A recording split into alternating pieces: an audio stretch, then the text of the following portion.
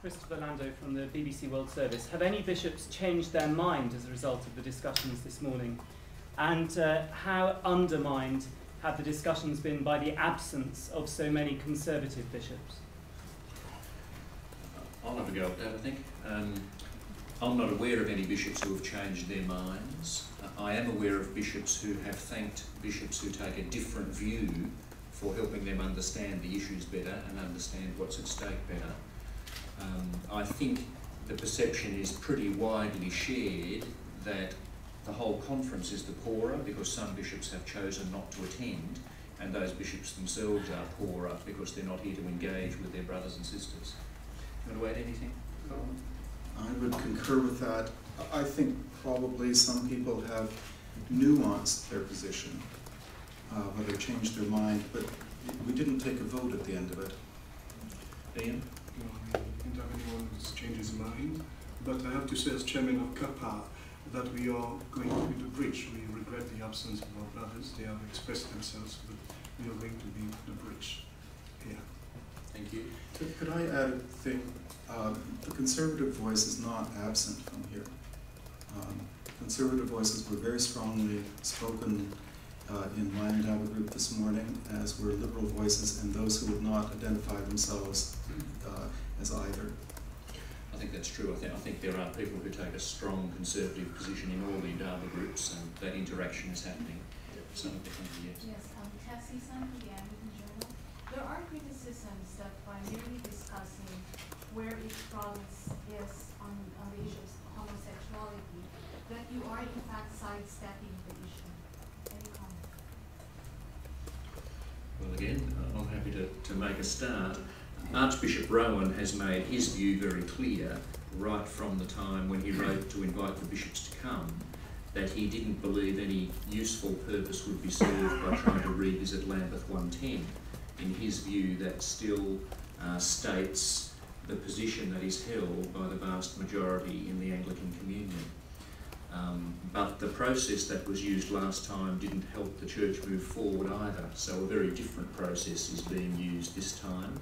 And I think what we've described to you already this morning, this afternoon, is illustrative of the degree to which that is working.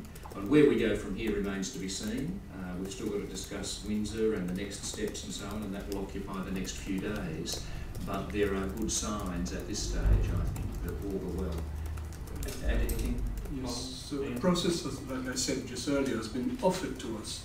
And we're using this process so that we can express ourselves. We are not stepping aside. We are engaging with it, and I said in mutual respect.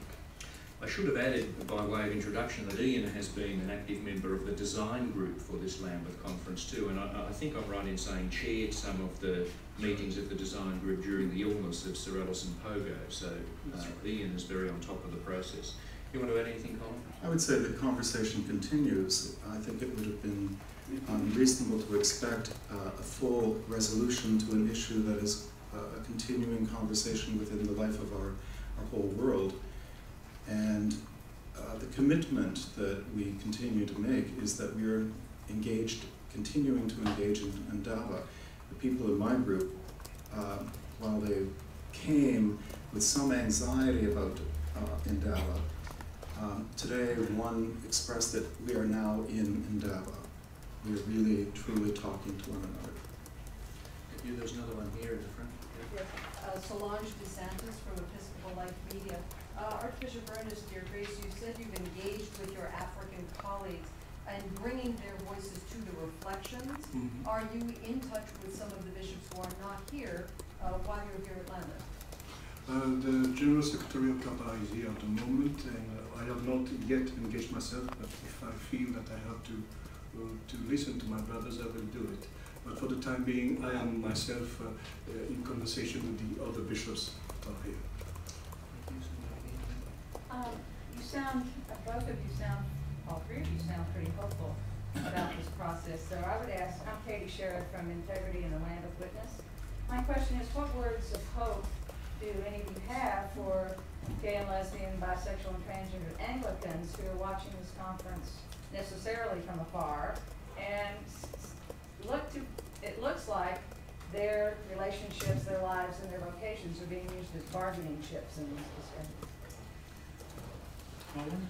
I would not say that, that they would, simply because I think people, there's a huge amount of respect, and we're talking, our initial conversations, we're talking about how these conversations affect us in our mission, in our own context.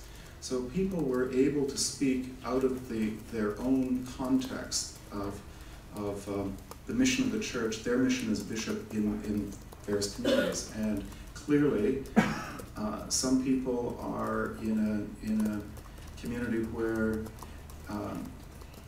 there's great openness about discussion of issues of homosexuality, and including dealing with clergy and lay people who are homosexual and in relationship, and they're bringing that into the conversation. It's fully part of the conversation. And we also take into consideration what Lambeth is telling us about welcoming, loving, and pastorally serving our brothers and sisters. Thank you, Secretary. Yes, ma'am. Yeah. I'm Carol Flanagan from the Diocese of Washington. I'm interested to know whether there is an expectation that the work of the bishops at this time is going to influence the continuation of the Windsor process and what that might look like, or are they just happening separate from each other? I might just make a comment. No, they are being woven together now and over the next few days. The Indaba sessions have not been purely about content, the issues of the day, in isolation from how we might move forward as a communion. So some of that ground has been chewed over in the Indaba groups.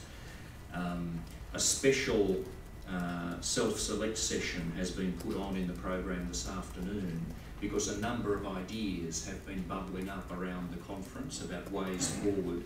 So the design group has asked Bishop Clive Hanford to chair a self-select session to try and get those ideas fleshed out and on the table so that they can be fed into Indaba groups on Saturday for consideration by the Indaba groups. So that process, you know, it has its wrinkles, but it's working reasonably well, I think. Do you want to add anything, Colin? I would say that it's part of the conversation of our Indaba group. Yes. Thank you. Yeah, down the back. Yeah. Cynthia Black, Claiming the Blessing Media. This process seems to be well designed to include all the voices of the bishops that are here. I'm wondering if you can tell me when the voices of the faithful LGBT Anglicans will be able to be heard. Yeah. We are not talking on our own. We are the representatives of the faithful, which we represent here. We are their voices. You want to add anything, Colin? I come from a community that is as diverse as it could possibly be, and I hope I'm not speaking only for one body, but for a range of people within the context of my diocese. We have a diocese that is hugely multicultural, has a very large gay, lesbian, transgender, bisexual population. So I'm speaking that into the sessions. And I'm also representing the fact that our diocese has a large, very conservative body too. So we are, it's not one side versus another side in a debate that is polarized. It is trying to hold various paradoxes in appropriate tension.